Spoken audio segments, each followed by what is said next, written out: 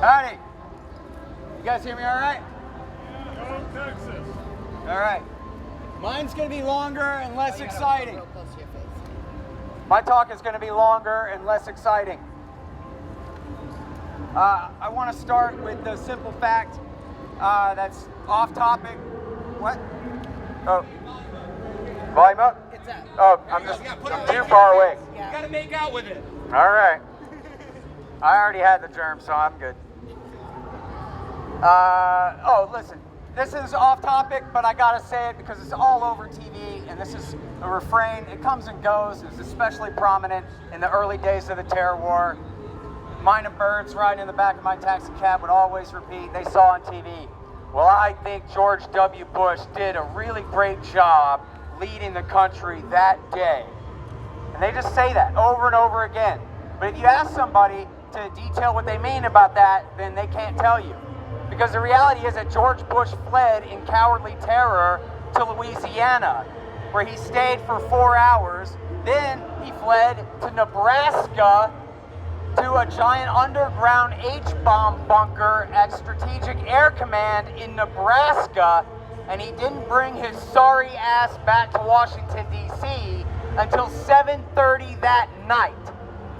And you're telling me you thought he did a great job handling things that day? He didn't handle a damn thing until he got up there on TV, even though he knew it was Al-Qaeda that did it, and said, we're going to war against terror, and it'll never end.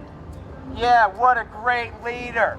Let's all just tell each other that slogan over and over again. I think he did a great job that day, just because we heard everybody else say it and we think it makes us sound smart. How about that? All right, anyway, here's the point. That just pisses me off because I hate George Bush a lot. Here's the thing of it, man. September 11th was a provocation. Okay? It's not just that it was revenge.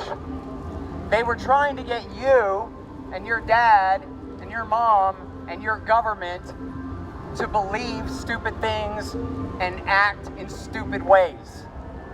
In terrorism, the action is in the reaction of the opposition. So, first of all, the motive that made the former freedom fighters under Jimmy Carter and Ronald Reagan turn into the enemy terrorists and attack the United States was American occupation of bases on the Holy Arabian Peninsula, land of Mecca and Medina. Support for Israel and their oppression of Palestinians and Lebanese. Support for the dictators of the region, meaning especially King Fahd in Saudi and Hosni Mubarak in Egypt. So pressure on the Middle Eastern dictators to keep the oil prices artificially low to subsidize our economy at their expense, and turning a blind eye to Russia, China, and India in their oppression of Muslims. And what's interesting is, that's not true. That last part, Bill Clinton supported Al-Qaeda in Bosnia and in Kosovo against Russia's closest allies, the Serbs, and supported the Uyghurs in training them in Afghanistan for use against the Chinese, and also supported the Chechen terrorists. While they were financing Boris Yeltsin and Vladimir Putin's side of the war, they were also financing the terrorist side of the war in Chechnya in the late 1990s. And in fact, after September 11th, Bill Clinton, Tom Lantos, and Brad Sherman, all Democrats, said, geez, why would these Muslims attack us after everything we've done for them lately? When the reality was that all of the things that America was doing that were motivating the attacks against the United States were still continuing. Bill Clinton was supporting them, but he had failed to bribe them off. Okay? But then again, so that was the motive. But the strategy was to make America invade Afghanistan. They wanted America to invade Afghanistan, to bog us down, lead us to bankruptcy, and force our empire out of the Middle East the long and the hard way. Now here we are 20 years into this thing, $30 trillion in debt, and we're slowly but surely withdrawing from the Middle East now in humiliation and defeat, having achieved absolutely nothing except, as bin Laden said, some benefits for our politically connected corporations, which has put the American government and the terrorists on the same side as each other as strategic allies against the people of the Middle East and against the people of the United States of America. Now, when George W. Bush first went to Afghanistan, and this is kind of buried, they just said over and over again, the Taliban won't negotiate, but that wasn't true. The Taliban offered to negotiate 3 times. At first they wanted proof, but by the time the bombing started in October 2001, they dropped their demand for proof. They said they would extradite bin Laden to any third country without evidence if we would just stop the bombing. Bush said too little, too late. Now, you may say, especially if you're old enough to have lived through this back 20 years ago, your point of view might be, you know what? I'm really mad about those towers, and arrest and trial isn't good enough for me. I want these Al-Qaeda guys bombed, and I want them shot, and I want them dead. And I might say, for the sake of argument, fine. But then what did W. Bush do? He went to Kabul. He took the side of General Rashid Dostum, who had served the Soviet Union and the Northern Alliance, to do a regime change in Kabul and overthrow the Taliban that did not attack us, while he let Osama bin Laden and Ayman al-Zawahiri escape from Tora Bora. While the CIA and the Delta Force begged for reinforcements, they were denied for weeks. And then once bin Laden escaped into Pakistan, they were forbidden from following him across the border into a friendly nation where they were perfectly welcome to give chase. And then he installed a new government in Kabul. And then he declared it America's object to protect that new government against all of its enemies forever. And that put America on the side of the worst drug dealers and torturers and murderers and child rapists and warlords in Afghan history, while fighting some of them, recruiting the rest. And that's why the government that they created in Kabul was always destined for failure. It was the enemy of the people of Afghanistan, not their security force. And then what they do? They lied. And they pretended that bin Laden, who they let escape, had a secret alliance with Saddam Hussein in Iraq.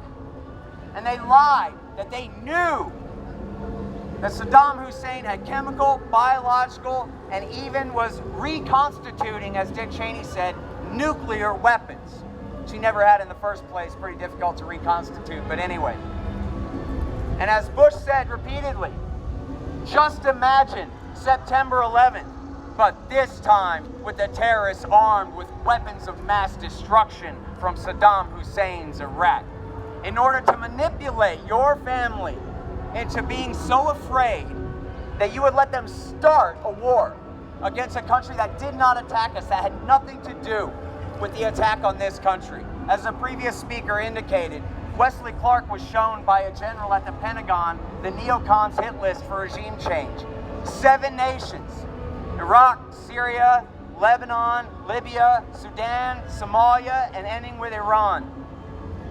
Not one of those countries had an alliance with Osama bin Laden. Not one of those countries had the slightest thing to do with the attack on the United States. And they just decided, you know, a lot of people in the last 20 years have been 9/11 truthers and thought that Dick Cheney and the Israelis or Saudis, did the attack just so they could have an excuse. But the reality is, they might as well have done it themselves. They exploited the death of those 3,000 people like they didn't matter at all. Like the grief of their families didn't matter at all. Suckers, now that you're afraid, we're gonna trick you into letting us have bonus wars and attack people who had nothing to do with this. And I know, I was around. I was 25 when the attack happened, and I had a job where I was interacting with the public constantly. And people believed that Saddam Hussein did 9/11. If you ask them, how come we're waiting to bomb them then? Why are we asking the French for permission to start attacking them if we're just defending ourselves? It doesn't matter. They were afraid. The president said that this is the enemy.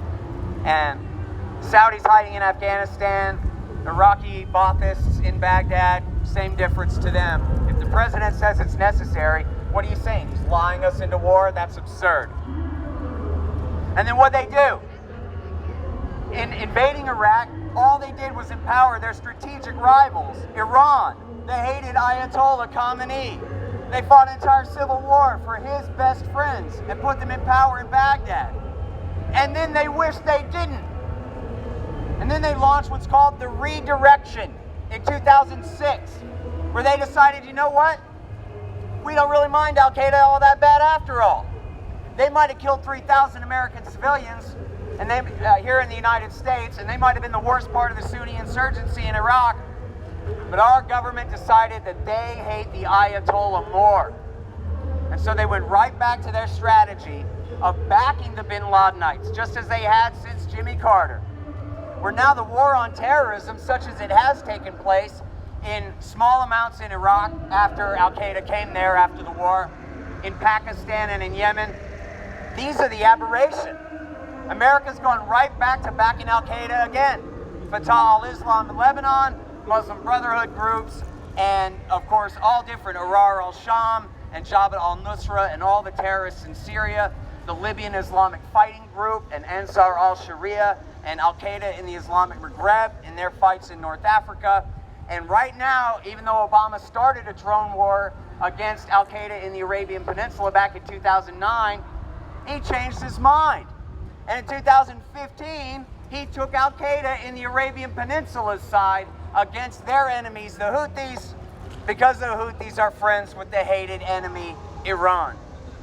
And so here our government, as they mark this occasion all over this town and celebrate what victims they are, they're up to their eyeballs to this very day in the highest treason, fighting back again on the side of the Al-Qaeda enemy, the enemy of the American people, the strategic allies of the United States government. That's your security force. And they spent $10 trillion. Now, if I told you, hey, at least we made $10 trillion off the war, well, that ain't right, is it? But somebody did, didn't they? Right around here. You can smell the blood on the money. It's a windy day.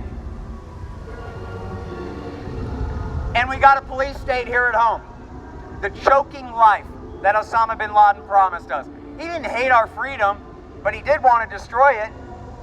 He thought it'd be hilarious if the American people adopted a totalitarian security state in order to protect them from the threat of terrorism. He was gambling, wrongly, that the American people would be so jealous of our liberty that we wouldn't stand for it.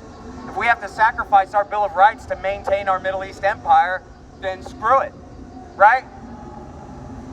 The American people decided the other way.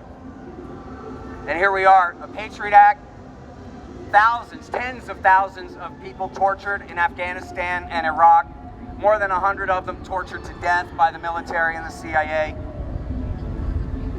We have a Department of Homeland Security that, as you all know, will never go away and has determined that you are now its greatest enemy. And we've got 30,000. It's a brand new study out from the Cost of War Project, okay? 30,000 suicides of veterans of the Iraq and Afghan wars. Now, when you hear about suicides, 22 a day, a lot of times that includes World War II and Korea and Vietnam veterans getting old. This is just from the 21st century terror wars. We lost 4,500 guys in Iraq. We lost 2,500 guys in Afghanistan. We lost 30,000 to them shooting themselves in the fucking head because of the betrayal of this government and frankly of the American people tolerating this policy, sending them off to kill and die and sacrifice their best friends for lies. January 2001, the first month of not just the new century, but the new millennium. And the American people put Prescott Bush's grandson in the chair. With Dick Cheney and a bunch of agents of the Likud party from Israel who got the entire millennium off on the wrong foot. 20 years in now, more than 1 million dead, 10 trillion blown. The entire Middle East, hell, from Nigeria to Pakistan, destabilized. But it's not too late to start to put it right. We start to put it right by putting an end to doing what is wrong. It's not giving in to terrorists to abolish the empire that we never should have had in the first place. It's the right thing to do. And it's the only way to protect this country from terrorism. Thank you.